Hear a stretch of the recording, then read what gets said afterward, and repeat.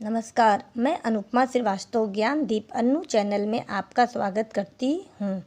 बच्चों, हम इससे पहले व्यंजन संधि के और नियमों को देख चुके हैं तथा आगे के जो 2 नियम हैं उनको हम इस भाग में देखेंगे।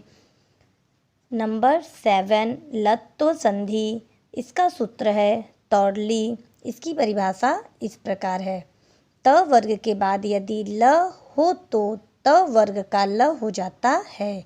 जैसे तत् प्लस लय बराबर तल्लय। यहाँ पर बेटा देखिए परिभाषा में जैसे कहा गया है कि यदि त वर्ग के बाद यदि त वर्ग त थ द ध न के पश्चात यदि ल आता है तो त वर्ग का ल हो जाता है। जैसे देखिए बेटा तत् प्लस लय बराबर तल्लय। यहाँ पर जो त है वे ल में परिवर्तित हो जाता है। देखिए बेटा यहाँ त जो है वे ल में परिवर्तित हो गया और इससे बनने वाला शब्द है तल्लय। ठीक उसी प्रकार तत् प्लस लीन। यहाँ पर भी जो त है वे ल में परिवर्तित हो गया है जिससे बनने वाला शब्द है तल्लीन। उत प्लस लेख बराबर उल्लेख। यहाँ पर भी बेटा देखिए त जो है वे ल व्यंजन में परिवर्तित हो गया है और इससे बनने वाला शब्द है उल्लेख। तत् प्लस लेख बराबर उल्लेख। त जो है वे ल में परिवर्तित हो गया है।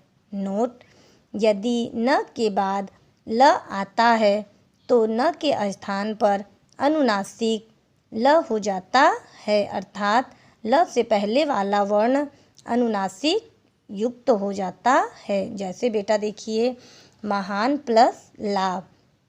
यहाँ पर बेटा जैसे बोला गया है कि यदि न के पश्चात ल आता है तो जो ल से पहले व्यंजन है न वे अनुनासिक में परिवर्तित हो जाएगा। यहाँ पर देखिए महान प्लस लाभ है तो जो न है वे अनुनासिक में परिवर्तित हो गया है प्लस और न का ल होने से यहाँ पे शब्द बनता है महान लाभ। गुणवान प्लस लुढ़ित।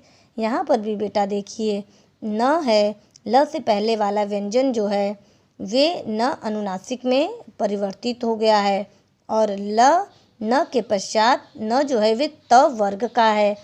देखिए बेटा जो न है वे त वर्ग का है और परिभाषा है कि यदि त वर्ग के पश्चात ल आता है तो त वर्ग का ल हो जाता है। अतः यहाँ पर न जो है अनुनासिक भी हो जाएगा और इसके पश्चात ल त वर्ग में परिवर्तित हो जाएगा जिससे बनने वाला शब्द है गुणान्वलुडित।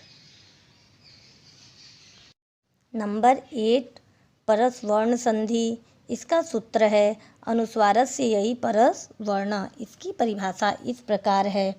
पद के मध्य में अनुस्वार के आगे किसी वर्ग का कोई वर्ण आने पर अनुस्वार के स्थान पर उस वर्ग का पंचम वर्ण हो जाता है।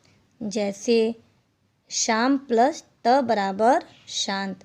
जैसे बेटा परिभाषा है कि म अनुस्वार के पश्चात कोई भी व्यंजन आने पर अनुस्वार जो है उस व्यंजन के 5वें वर्ण में परिवर्तित हो जाता है। अतः यहाँ पर देखिए म व्यंजन के बाद त आया है, अतः त वर्ग का न व्यंजन है जो म है वे न व्यंजन में परिवर्तित हो जाता है जिससे बनने वाला शब्द है शांत। ठीक उसी प्रकार अन्न प्लस चित बराबर अनचित शब्द होगा। यहाँ पर जो न व्यंजन है उसके पश्चात च आया है, अतः न जो है वे च वर्ग के 5वें व्यंजन इया में परिवर्तित हो जाएगा जिससे बनने वाला शब्द है अनचित। न जो है इया में परिवर्तित हो गया है कि दूसरा शब्द है कुन प्लस ठित बराबर कुंठित। यहाँ पर भी बेटा देखिए जो न अनुस्वार है वे ठ वर्ग के 5वें व्यंजन ड़ में परिवर्तित हो गया है जिससे बनने वाला शब्द है कुंठित। अम प्लस कित बराबर अंकित। यहाँ पर भी म जो है वे क वर्ग के 5वें व्यंजन अड़ में परिवर्तित हो गया है, जिससे बनने वाला शब्द है अंकित। धन्यवाद बच्चों।